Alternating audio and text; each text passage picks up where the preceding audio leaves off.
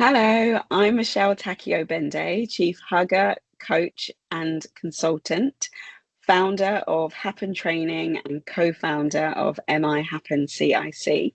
Those of you that know me will know that for the last 11 years, I have been on and serving on something called General Synod, which is the governing body of the Church of England. Think of it a bit like Parliament, I guess, for England and Europe, for the Anglican churches within England and Europe. It effectively is the body, don't think it's an organization, but it's the body that makes all the rules that all the Anglican churches in England and Europe have to abide by. I thought I would do this video as I have decided not to stand again. I thought I would do this video just reflecting on my time at Synod. So firstly, why did I join Synod? At the time, my bishop, who is now Archbishop of York, Archbishop Stephen Cottrell, was running or at least rolling out an initiative called Transforming Presence, I beg your pardon.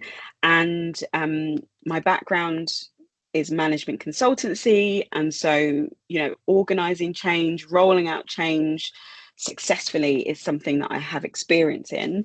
And yeah, I just had lots of ideas of things which they weren't doing well. I found myself on one of his pilgrimage walks. I found myself walking with him and yeah, just sort of sharing my views in some of the things that we had done in our deanery to help people understand the goals, the agenda, and suggested some things that he could consider doing with his team. And he said to me, had I ever thought about General Synod at the end of our conversation? I said, what's that? Little did I know that sharing a little bit of curiosity about what General Synod was meant that I started on a journey that would lead me to where I am 11 years on. Archbishop Stephen has been a sponsor of mine. So by that, I mean not just somebody who suggested I should do it and then leave me to it. He's introduced me to people to talk to find out more. As and when our paths get to cross, obviously he's a very busy man. So as and when our paths get to cross, he tries to find some time to have a quick coffee with me in the coffee air or a cup of tea in my world. And yeah, just find out how I'm doing, find out how I'm getting on, suggest different things if I'm struggling with something, resources I can use, people I can talk to. He's been somebody that's journeyed with me throughout the process. And so, yeah, I guess when I started to find out more about that being the place where women ministry fell the first time, and that was the body that sort of decided eventually to agree that we could have women priests, we could have women bishops. I knew I definitely wanted to be a part of that environment, or at least I thought I did. What did I expect? I think so. In 2015, or up until 2015, I'd really only been doing things in my local area. So by that, I mean my parish. In my parish, we have a DCC and PCC. So I'd sort of, got an understanding of what happens at DCC versus PCC. I was also secretary of my deanery area. So I guess my eyes were widened of the variety and the breadth of the Anglican Church just by the diversity of churchmanship that I had in my own area. But I guess nothing could prepare me for what Synod was like. So what I expected it to be was very much like what I had experienced in my local area. Again, in 2015, when I put myself forward, I had only just started on Diocesan Synod and I got elected onto Diocesan Synod. So I'd only been to a few meetings, somewhere I got to meet some of the General Synod members who gave me, at the time, the General Synod members that we had at the time, gave me lots of great advice and things to think about. But yeah, I think I naively thought it would be very much like what I've experienced in terms of governance before. Needless to say, it was not like that at all. So I'm going to cover next the good, the bad, and the ugly. So starting with the good, what I absolutely loved about General Synod is an opportunity to meet people, fellow Anglicans from across England and across Europe. I will never underestimate how blessed I am to now have so many other Christians who think like me, who don't think like me, who are just friendly people. Sometimes, I mean, I don't have very many Christian friends in my local area. And so it's lovely that, yeah, I just met a few more Christians, which has been like, and really blessed me actually over the last 11 years. Um, I think it's also good that actually, if you're able to form relationships with people that have different opinions to you or think differently to you, actually you can learn so much more. So what I mean by that is I would probably say that my views on most things are quite liberal, but at General Synod, there is everybody. There are people with liberal views, there are people with conservative views. And I actually made really, really good friends with people who think differently to me. So, really conservative in their churchmanship, really conservative in their views when it comes to Christianity and what Christianity is and what we should and shouldn't be doing in the church. And honestly, I think General Synod was a great place to, yeah, give me an opportunity to have really open, honest, safe conversations about topics that helped widen my opinion, helped widen my understanding, helped widen my perspective, let's say, on how someone that doesn't think the way I do does. So again, a bit more context. My parish, where I live, is inclusive. And so a lot of the views I have align with a lot of the Christians that I know very close to me. However, when I went to General Synod, which represents kind of all different views, I think I really became aware to what the different views were, but started to get a bit more context. If I'm honest, wrongly, I should say very wrongly, I kind of walked into General Synod thinking, anybody that doesn't have liberal views is obviously a bigot, is obviously a racist, is obviously it has some prejudice, is obviously homophobic, for example, and all of the isms, right? But it's only from being in that place, having great conversations and safe conversations with people, did my thinking start to broaden, but equally, I hope their thinking started to broaden too. I think this is probably a good place for me to move into the bad and the ugly. So all of those things I've just described about great relationships, having safe conversations and all that sort of stuff, for me, absolutely does not happen in the chamber, sorry. There will be times where a debate is, a topic is being debated, and sadly, people of different views share their views. I think one of the things that I was not prepared for was how, what's the best way to say this? I guess I wasn't prepared for hearing things being said by Christians. And there have been times where I have wondered, is this person really a Christian based on what they were saying? And so, yeah, I think that's sort of where the bad starts to creep in. I've just realized there is one absolute good that I haven't mentioned. So I'm going to go back, apologies. And that is worship.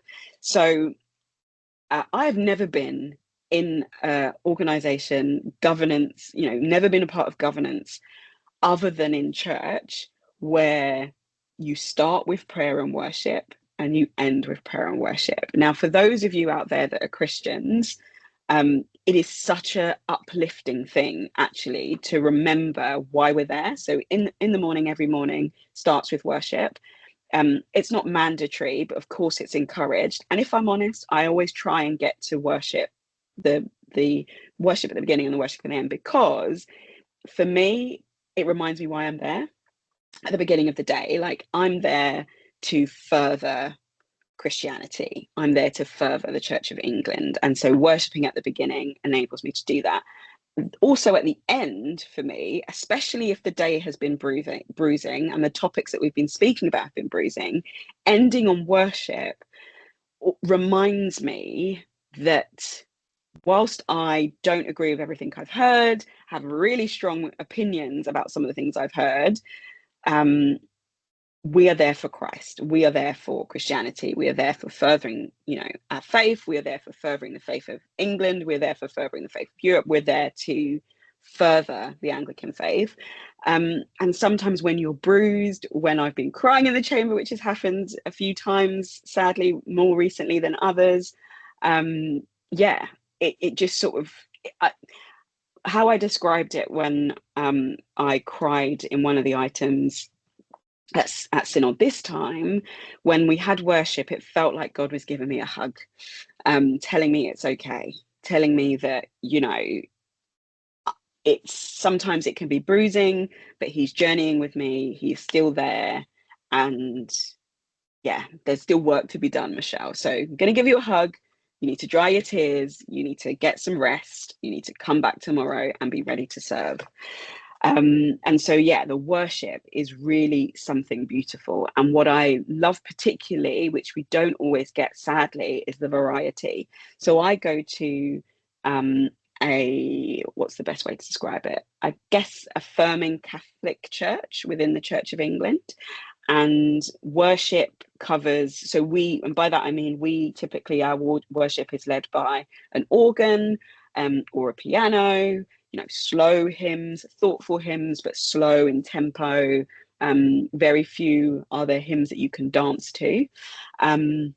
But yeah, what I love about General Synod is you get to experience lots of worship. So clearly, Black gospel choirs is something that I have experienced in my life, given my ethnicity and my background. And so hearing that at Synod is fantastic. But there's lots of different, I think when there is a chaplain that's looking specifically at worship, there's always a desire to make sure there's diversity across the session. Sadly, we don't have a chaplain at the moment, but hopefully the next quinquennium there'll be a chaplain so that we can bring that back, because that's been definitely a highlight to me for Synod. But yeah, moving back to the ugly, sometimes what's said in the debates can be quite jarring, especially if you have other views. It is worth saying that sometimes it's very uplifting, and sometimes you get information about things that you don't know, and so it's a great place to know. But yeah, I definitely, some of the negative parts of Synod sometimes is the debates. It can also be quite lonely. So I think I'm right in saying that my area has 15 representatives. Other than the other person in my diocese, who I also serve on the business committee with, I very rarely see any of the other 15 people at Synod. So it can be incredibly lonely. In the end, I found myself journeying with two fantastic ladies, completely different ages to me, which is great. One older, one younger. And yeah, Wendy, shout out to Wendy and Emily. But yeah, I met Wendy on my first day at Synod in 2015 in the, it's almost like freshest day in the introduction. So back then, day one was just for new members, and it was to help us understand what's going on, what things mean, etc., just to climatize really. I think I sat next to her in the chamber in Company House in Westminster, said hi, I'm Michelle, she said hi, I'm Wendy, and we've been friends ever since.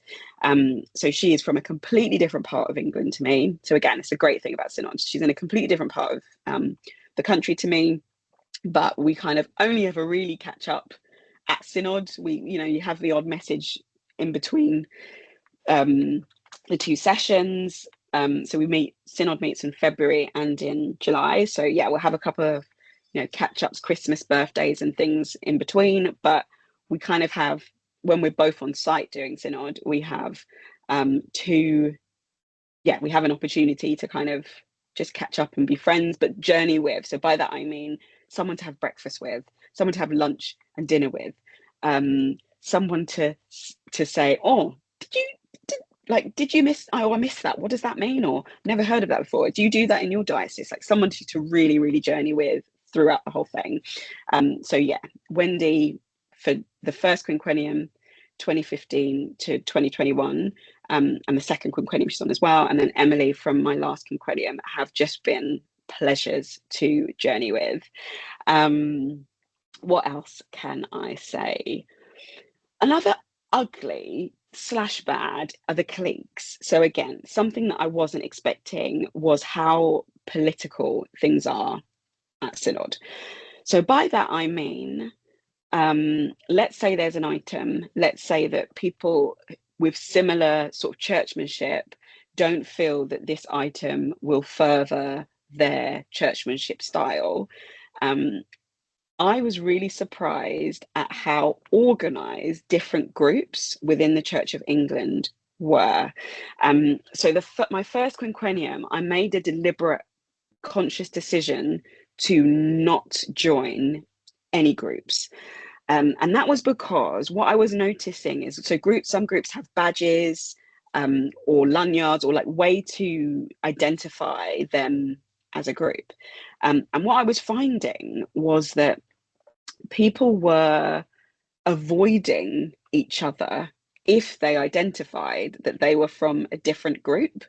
And I hated that. Remember what I said about the beginning? One of the good was learning and having safe conversations with people that think differently to me. So I didn't want to limit my opportunities to meet people of different thought process to me, because to me, you're only going to get change based on what I do, I guess, in my secular world. I know that change can only happen when understanding is there, when relationships are formed, when people listening is there. And you can't do that if you're only ever surrounded by people that think the same as you, act the same as you, want to be, want to go on the same journey as you. You have to be open and willing to speak to the opposite, to get to know the opposite as people. Like, that's really important. Otherwise you can't really, change isn't going to work.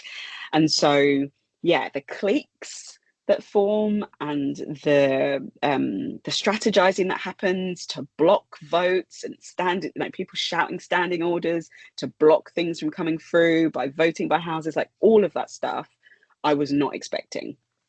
One thing we would stress is in my second quinquennium, so you're supposed to do 5-year terms. My first term was 6 years because of COVID. So in my last 5 years, I decided I would actually join groups. And I think for me, by then, I had a great network of people of all of different views and churchmanships. I knew that there were people I could comfortably say, I found this debate really tricky. Some of the views said were this, like, can you help me understand them from your perspective, etc., etc. I had, that was really great for me. So I didn't need to widen my network in the last quinquennium. That wasn't my goal. My goal in the last quinquennium was to stay safe and stay mentally healthy. And to do that, I needed support systems, and to just make as much change as possible while I was there, to the processes, to the way Synod works, to help, the overall objective of Synod being doing the thing it's supposed to do, which is governing our church, making sure our church is thriving, making sure, the areas in our church which aren't thriving have an opportunity to develop and can improve. So that was my goal for the last quinquennium. Oh, crikey, this video is long already. I'm sorry. So what type of person, I've got like maybe 4 more items to cover. What type of person will do well at Synod? You may have seen I recorded a video with the comms team, so I won't go into that in too much detail. I'll go and have a look there. There's a whole video on my thoughts of Synod. But very quickly, someone who wants to make a difference, someone who is diverse, actually, in some way. There's not a lot of diversity at Synod, which is a real shame, because our church is really diverse and it's just not represented, sadly, at General Synod. So someone that's diverse and someone that's resilient. You have to be able to hear views that you don't agree with. You have to be able to stay curious. You have to be willing to be open, but equally, you have to have a support system around you to stay healthy. So if you think that you tick some of those things, you are definitely the type of person that should think about putting themselves forward for Synod. What am I proud of? Oh my goodness. So I guess there are a couple of things that I've written them down during the last quinquennium that I just want to read out. So I think in the business committee report item, our business committee chair said that 52 days we did 52 days of synod work. So that would be normal synod. Obviously, there are other committees as well. So if you found yourself on a committee, doing extra, then obviously you would have done more than 52 days of work for the church over the last 5 years. But that's epic.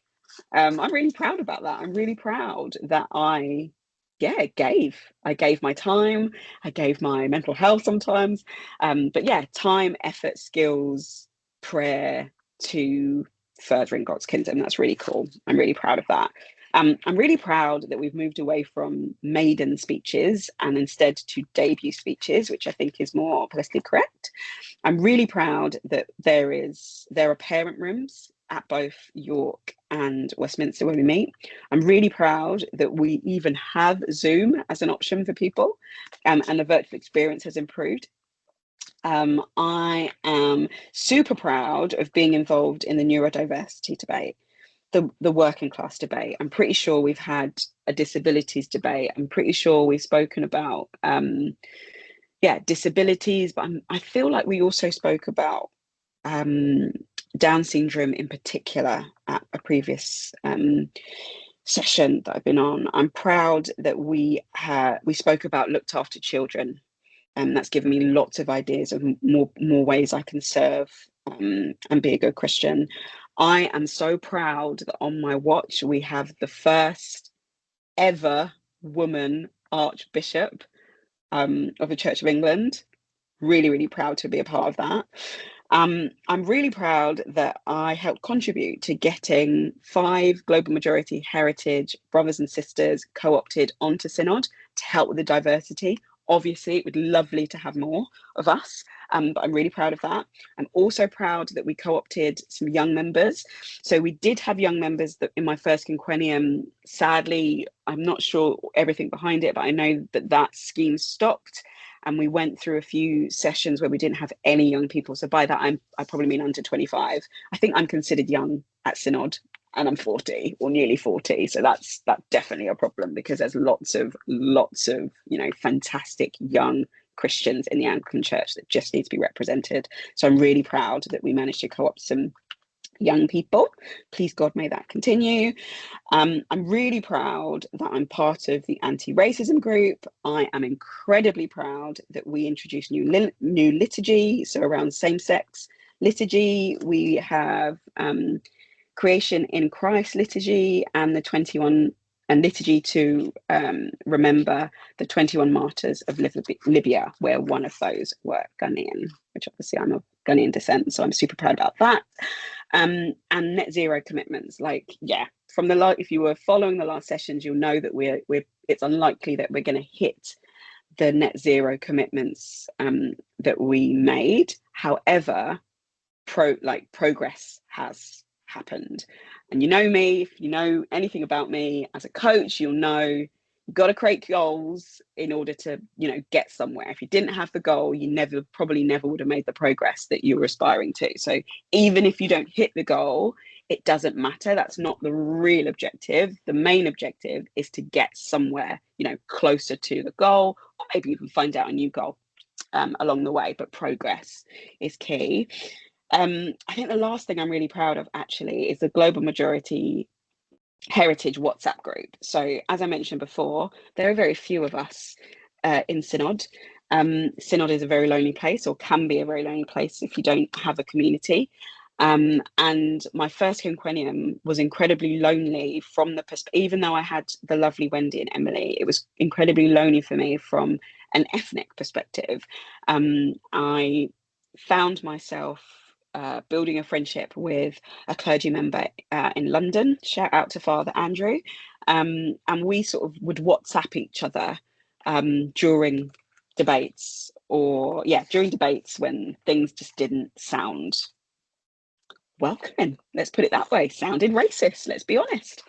And so, he was my community that I could message and sort of, just bounce ideas off and find someone that just would relate to some of the things that I was experiencing at the time, which would help me process. And so at the beginning of the last 5 years, we had a conversation of wouldn't it be great if we could just extend this out to other people of global majority heritage? create that community, create that support. And I'm really pleased to say that, I think at the end of Synod, we had 40 members, I beg your pardon, but that was only active members. Many more had come through from those that kept from their time at Synod, like come and gone. And it was just lovely. I think even on the last day of Synod, I met somebody who I'd never met before and added them to the group. And it would be lovely, when the next quinquennium comes, to know that there is a group for those that are serving, to be supported by current members, but also, previous members who still have lots of knowledge and want to share and support and encourage the members. So yeah, those are all the things I'm proud of. The obvious question, I've got two more and then I'm going to stop, I promise. The obvious question is, why have I decided not to continue? So when I started in 2015, I was young, like an actual young person. I wasn't married. I didn't have a mortgage. I didn't have two kids. I wasn't running two businesses. So I had a lot more time. And yeah, I guess in this new era that I'm walking into, I want to serve God in a different way. I want to be there for my children and my husband. I want to be more present. And yeah, that will enable, I think I have contributed to a lot at Synod, but I think actually it's time for a different voice, a younger voice, and other experiences. It's time for other people in the Church of England, in the Anglican Church in England, Europe, or in the area that I'm in, to stand up and serve. My final question: what is my wish for Synod? My wish for the future Synod is that they continue the great work that was started before them, that they continue hearing each other, listening to each other, building connections to find a way forward in some areas where there is clear, deep differences. My wish is for the next quinquennium of those that serve on Synod to be more diverse and to represent the whole of the Anglican Church, and or even specifically like England and Europe, like in terms of all of the diversities: women, disability, sexuality, ethnicity, neurodiversity. Like there's so much more diversity that's needed in lots of different areas. That would be good. Yeah, if you are interested, if you are an Anglican Christian and you are interested in standing and would like to know more, don't hesitate to reach out. But yeah, that's it. Sorry it was so long. Turns out I had a lot to say about Synod. Yeah, that's it. Take care.